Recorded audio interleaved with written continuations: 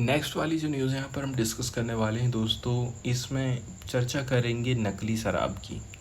अब देखिए, नकली शराब में मेथनॉल मिला दिया जाता है, जबकि जो असली रहती है ओरिजिनल उसमें एथेनॉल रहता है। भारत में कई बार नकली शराब पीने से, स्पूरियस लिक्वियर्स पीने से क्या होता है, जो मेथनॉल होता है वो हमारी बॉडी में एंटर कर जाता है, जो कि जहरीला है। ये आँखों की रोशनी छीन सकता है, ब्लाइंडनेस आ सकती है, मौत का रीजन भी बन सकता है। तो नॉर्मल जो शराब होती है इसमें एथेनॉल होता है, जो सीमित मात्रा में पीने पर उतना ज़्यादा नुकसान नहीं पहुंचाएगा। लेकिन जो मेथनॉल होता है वैसा ही दिखता है, लेकिन ये बहुत ज़्यादा खतरनाक है हमारी बॉडी के लिए। बात करते हैं इलेक्ट्रॉनिक नोज़। ऑस्ट्रेलिया के वैज्ञानिकों ने एक 3D प्रिंटेड इलेक्ट्रॉनिक नोज़ बनाई है।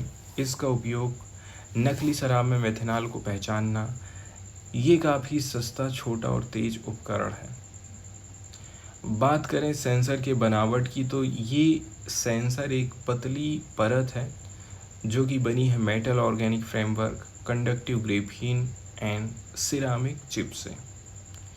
बात करते हैं कि सेंसर काम कैसे करता है। तो इसमें बोला जा रहा है कि जब मेथनॉल भाप इस सेंसर को टच करेगा तो इलेक्ट्रिकल रेजिस्टेंस तेज़ी से बढ़ जाएगा। ये बदलाव एथेनॉल की तुलना में कई गुना ज़्यादा होता है, इसी से पता चल जाता है। इसका मतलब है कि मेथनॉल की पहचान करना बहुत आसान हो जाता है, क्योंकि सेंसर विशेष रूप से उस पर प्रतिक्रिया करता है। वहीं बात करें कैपेसिटी की, तो ये सेंसर सिर्फ 50 ppb पार्ट्स पर बिलियन की मात्रा में भी मेथनॉल को अलग कर देगा। यहाँ तक कि एथेनॉल की मात्रा 10 ppm हो, हवा में नमी भी ज़्यादा है, तब भी ये सही रिजल्ट देता है। तो चलते हैं दोस्तों न्यूज़पेपर वाले सेक्शन की तरफ। आज संडे है, इसलिए संडे के दिन एडिटोरियल वाला हिस्सा नहीं रहता है, इसलिए आज साइंस के ऊपर हम लोग ज़्यादा फोकस करेंगे। पहले नंबर की जो साइंस की न्यूज़ यहाँ पर हम डिस्कस करने वाले हैं दोस्तों, ये पार्टिकुलरली रेप्लिकेशन क्राइसिस और उसको सुधारने की कोशिशों पर बेस्ड है। खास करके साइकोलॉजी की बात करें, हम मनोविज्ञान के क्षेत्र की बात करें, तो इसको हम बिंदुवार और एकदम आसान लैंग्वेज में समझने की कोशिश करते हैं। बात करते हैं रेप्लिकेशन क्राइसिस की, ठीक है। यदि आप एक दूसरी इमेज को देखें, ये वाली इमेज को, अब पहले वाले व्यक्ति ने कोई रिसर्च किया है, उसको अपन ग्रीन टिक मार दिए हैं और उसने अपनी पब्लिकेशन को किसी पत्रिका में प्रकाशित कर दिया है। अब जब कोई दूसरा व्यक्ति उसके ऊपर फिर से रिसर्च कर रहा था तो उसको वो रिजल्ट नहीं आया। थर्ड नंबर का व्यक्ति को भी रिजल्ट नहीं आया, मात्र पहले वैज्ञानिक ही उस पर सफल हो पाया। मतलब कुछ न कुछ गड़बड़ी है। जबकि रिसर्च क्या बोलती है कि मैं किसी के ऊपर शोध किया हूँ, रिसर्च किया हूँ, मुझे जो रिजल्ट मिल रहा है वो किसी को भी व्यक्ति को मिलेगा, वो शाश्वत सत्य होना चाहिए।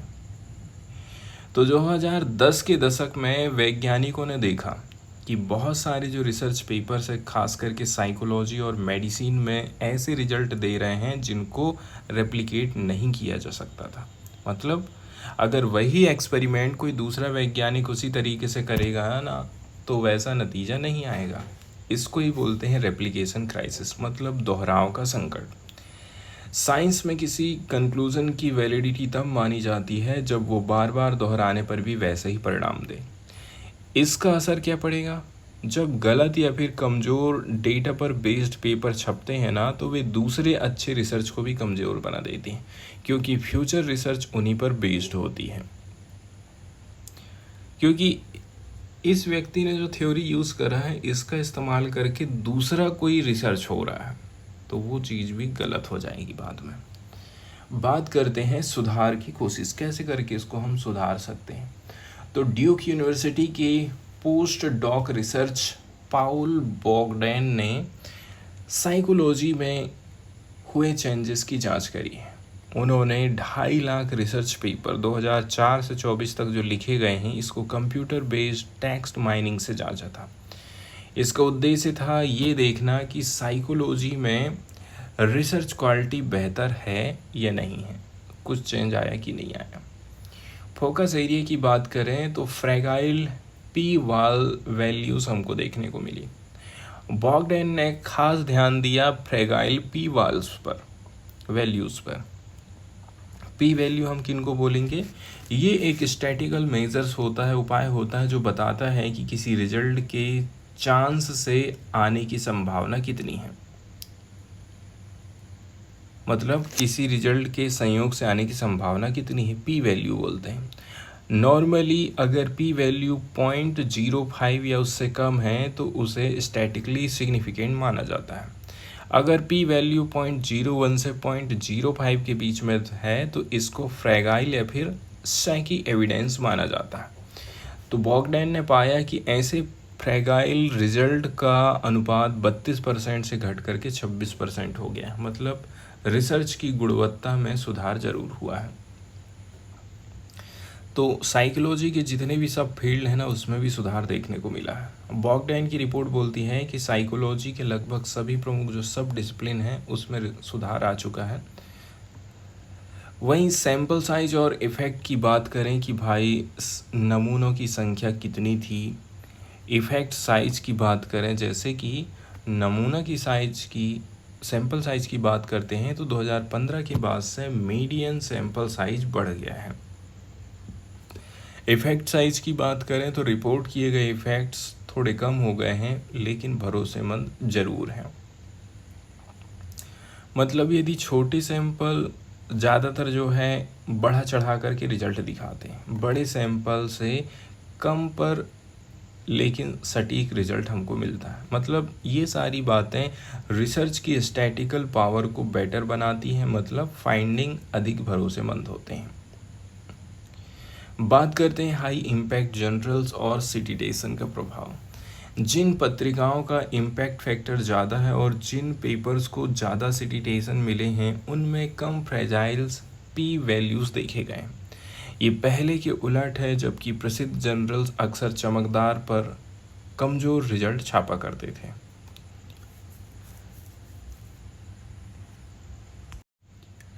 सेकंड वाली जो साइंस की न्यूज़ यहाँ पर हम डिस्कस करने वाले हैं, पार्टिकुलरली ये लेख एक नई और उन्नत कैंसर चिकित्सा टेक्नोलॉजी स्पार्क, जिसका फुल फॉर्म है step and shoot spot scanning proton arc therapy.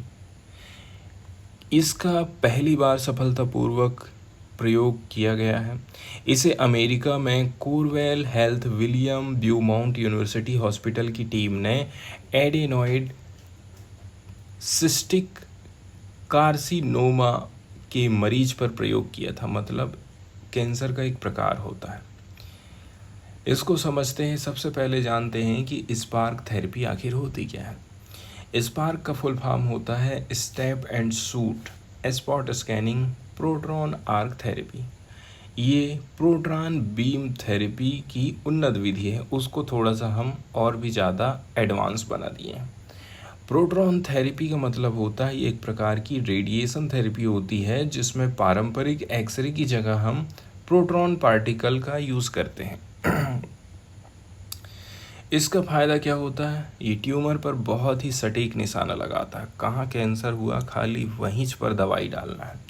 इसके अलावा आसपास के स्वस्थ जो टिश्यूज़ हैं उनको बचा देता है। स्टेप एंड शूट का मतलब होता है मशीन एक प्री डिफाइंड स्थान पर बीम देती है, फिर रुक रुक करके अगले स्थान पर जाती है। इसको बोलते हैं स्टेप एंड शूट। मतलब हमने एक रास्ता बना दिया है, प्री डिफाइंड जगह है कि ये वाले गड्ढे में बीम डालेंगे, फिर यहाँ से दूसरे गड्ढे में जाएंगे।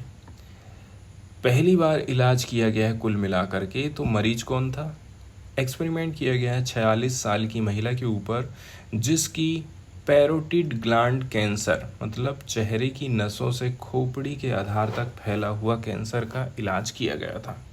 थूक ग्रंथि का कैंसर जिसको बोलते हैं। इसको 33 सेशन में स्पार्क द्वारा इलाज दिया गया था। डेट रखी गई है जून से अगस्त 2024 के बीच में। इसको केवल हल्की त्वचा में इरिटेशन बस हुआ था, जलन बस हुई थी, ना ही खाने में ना ही काम में कोई परेशानी हुई है। बात करें कि जो स्पार्क टेक्नोलॉजी है इनमें से कौन सी बेटर है, यहाँ पर 3 तकनीकों की तुलना करी जाती है। पहले नंबर में आती है स्टैंडर्ड, जिसको बोलते हैं SFO या IMPT, ये पारंपरिक प्रोटॉन थेरेपी है। सेकंड नंबर में आ जाती है स्टेप एंड शूट, क्या है, स्टेप एंड शूट स्पार्क, ये नया तरीका है जिसका यूज़ हुआ है। फिर आ जाती तीसरी नंबर में और भी ज़्यादा एडवांस टेक्नोलॉजी, जिसको बोलते हैं फुली डायनेमिक स्पार्क। अब तक कंप्यूटर सिमुलेशन में ही अपन यूज़ किए हैं, रियल में तो प्रैक्टिकल इसके ऊपर नहीं करें हैं। स्पार्क टेक्नोलॉजी ने रेडिएशन की मात्रा को महत्वपूर्ण अंगों में कम किया है। जैसे कि ब्रेन स्टेम की बात करें तो रेडिएशन में 10% की कमी आई। ऑप्टिकल चाइज़म नेत्र तंत्रिका मिलन बिंदु में 56%, ओरल कैविटी में 72% एंड स्पाइनल कैनाल में 90%। बात करते हैं dynamic versus step and shoot spark. Dynamic spark में मशीन लगातार ऊर्जा और स्थान बदलते रहती है, ठीक है, ज़्यादा सटीक, लेकिन अभी भी ये डेवलप नहीं हो पाई है। वहीं step and shoot spark technology की बात करते हैं तो इसमें मशीन एक निर्धारित पैटर्न में बीम डालेगी। अभी इस्तेमाल के लिए ये तैयार है। अंतर कम है, लेकिन डायनामिक थोड़ी और भी ज़्यादा एडवांस है। डायनामिक अभी रेगुलेटरी अप्रूवल की प्रतीक्षा कर रही है। बात करते हैं प्रोटॉन पेंटिंग टेक्निक, ये कैसे करके काम करती है। तो स्पार्क टेक्नोलॉजी में पूरा ट्यूमर कई सारे एनर्जी लेयर में पेंट किया जाता है। हर एनर्जी लेयर एक डेप्थ पर बीम देती है। पहले एक लेवल पर बीम दी जाती है, फिर एनर्जी बदल दो, फिर अगली लेयर को इरिडिएट किया जाता है। इस प्रकार से पूरे ट्यूमर को एक सटीक लेयर बाय लेयर करके डोज दिया जाता है। इसमें मशीन लर्निंग का प्रयोग किया जाता है, ठीक है। मशीन लर्निंग मॉडल से सिंथेटिक सीटी बनाया जाता है, जिससे डेली डोज को ट्रैक किया जा सके। पहले की जो 2 हफ्ते थे उसमें ये देखा गया कि मरीज का वज़न कम हुआ था, जिससे रेडिएशन डोज कवरेज में 3 से 5% की कमी आई। इसे 13वें दिन से फिर एडजस्ट करना चालू कर दिया जाता है। बात करें बीम डिलीवरी और सेटअप की, तो मशीन को 9 बीम एंगल पर सेट किया जाता है 180 के आर्क पर। हर 20 डिग्री पर एक डोज देते हैं। पूरा सेशन 15 से 18 मिनट में पूरा हो जाता है। नियर कंटिन्यूस रेडिएशन डिलीवरी से सटीकता में सुधार होता है। अगली साइंस वाली जो न्यूज़ यहाँ पर हम डिस्कस करने वाले हैं दोस्तों, पार्टिकुलरली ये सिल्वर की बढ़ती भूमिका खास करके इंडस्ट्री एंड एनर्जी प्रोडक्शन में, साथ ही साथ ई कचरे से कैसे करके इसको हम रिसाइकिल कर सकते हैं, इस सेक्टर की बात करता है। पार्टिकुलरली बात करते हैं पारंपरिक महत्व वर्सेस इंडस्ट्री यूज़। दुनिया भर के परिवारों में चांदी को एक कीमती वस्तु मानते हैं। सोने के बाद इसका स्थान लगता है। शादी, त्योहार हैं, खुशियों के अवसर पर चांदी की माला, अंगूठी, ये सारी चीज़ें दिया जाता है। इसका रीज़न ये है कि ये सोना से थोड़ा सस्ता है, इसलिए लोग इसका ज़्यादा यूज़ करते हैं। वहीं वैज्ञानिक पक्ष की बात करें, लेकिन उद्योग और एनर्जी के सेक्टर में चांदी सोने से कहीं भी ज़्यादा उपयोगी है। बात करते हैं एनर्जी सेक्टर में सिल्वर की उपयोगिता। भारत में जो सोलर पैनल लगाए जा रहे हैं आजकल के घरों में, इसके माध्यम से सूरज की रोशनी पकड़ने के लिए चांदी का हम प्रयोग करते हैं। इससे लगभग 108 गीगावाट क्लीन एनर्जी पैदा होती है, जो कोयले से उत्पन्न एनर्जी का लगभग 10% है। अब ये जो सोलर पैनल यहाँ पे लगाए गए हैं, इसमें भी चांदी है। चांदी एक एक्सीलेंट इलेक्ट्रिकल कंडक्टर होती है एंड ये सोलर एनर्जी को बिजली में बदलने वाले सर्किट में हेल्पफुल है। बात करते हैं इलेक्ट्रॉनिक यूज़ में सिल्वर का उपयोग। Each mobile phone uses 100 to 200 mg of silver. सोच लीजिए एक मोबाइल में 200 ग्राम तक सिल्वर मौजूद है। हमको पता ही नहीं रहता है। आज के टाइम में मोबाइल पुराने वाले कूड़े कचरे के भाव हो गए हैं, लेकिन उनके अंदर जो चीज़ मौजूद है उसकी वैल्यू है। तो भारत में 1.4 अरब मोबाइल फ़ोन हैं। हर मोबाइल में 100 से 200 ग्राम मिलीग्राम चांदी होता है। ठीक इसी प्रकार से एक जो नॉर्मल लैपटॉप होता है, इसमें 350 मिलीग्राम चांदी होती है। भारत में 5 करोड़ लैपटॉप हैं, ये सभी चांदी के बड़े उपयोग करता है। मोबाइल और लैपटॉप में चांदी का यूज़ इलेक्ट्रिसिटी कंडक्शन और स्टोरेज के रूप में किया जाता है। बात करते हैं जो सिल्वर है, कैसे करके इसका क्षय होता है।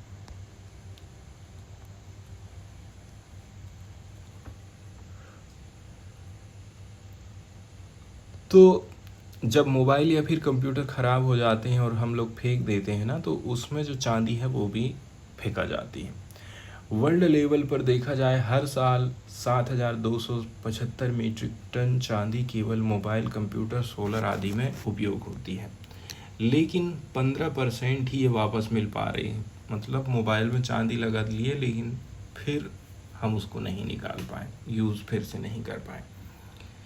बात करें सिल्वर और क्लीन एनर्जी ट्रांजिशन की, तो रिन्यूएबल एनर्जी जैसे सौर ऊर्जा में चांदी की मांग तेज़ी से बढ़ रही है। रिपोर्ट आई है जिसमें बोला जाता है कि आने वाले टाइम में चांदी की मांग में 170% वृद्धि होगी, क्योंकि ट्रेन, बस, गाड़ी सब में सोलर पैनल लगने वाला है। तो 2035 तक दुनिया में बिकने वाली हर दूसरी कार इलेक्ट्रिक होगी। तो इस हिसाब से फ्यूचर को देखते हुए हमें हमारे देश की इंडस्ट्री को आगे लेकर के जाना है। बात करते हैं इसका समाधान क्या है। तो समाधान यही है कि हम सिल्वर को रिसाइकिल करें। फिनलैंड के वैज्ञानिकों ने चांदी को दोबारा प्राप्त करने के लिए एक नया केमिकल मेथड खोजा है। इसमें ऑर्गेनिक फैटी एसिड जैसे कि linolenic acid, oleic acid, linolenic acid ये बीजों में पाया जाता है। ओलिक एसिड जो है ऑलिव ऑयल, ग्राउंडनट ऑयल में पाया जाता है। ये दोनों अनसैचुरेटेड फैटी एसिड होते हैं और रोज़ खाने में हम इनका इस्तेमाल कर रहे हैं। बात करते हैं कि जो अभी पारंपरिक विधियाँ चल रही हैं ना, इनमें भी दिक्कत है। Recovering silver from electronic waste is not simple. आप कचरे से चांदी को इतने आसानी से नहीं निकाल सकते हो। अब तक चांदी को निकालने के लिए स्ट्रॉन्ग एसिड एंड साइनाइड जैसे हानिकारक रसायनों का यूज़ होता था। इससे प्रदूषण फैलता है और ये मनुष्यों के लिए खतरा होता है। इसके लिए इको फ्रेंडली मेथड आई है। इस नई विधि में साधारण जैविक तेलों से चांदी को अलग किया जाएगा। ये तरीका रिसाइकिल, सुरक्षित और सस्ता है। इसे अर्बन माइनिंग में यूज़ किया जा सकता है, मतलब शहरों के पुराने ई कचरे से धातु निकालने के लिए।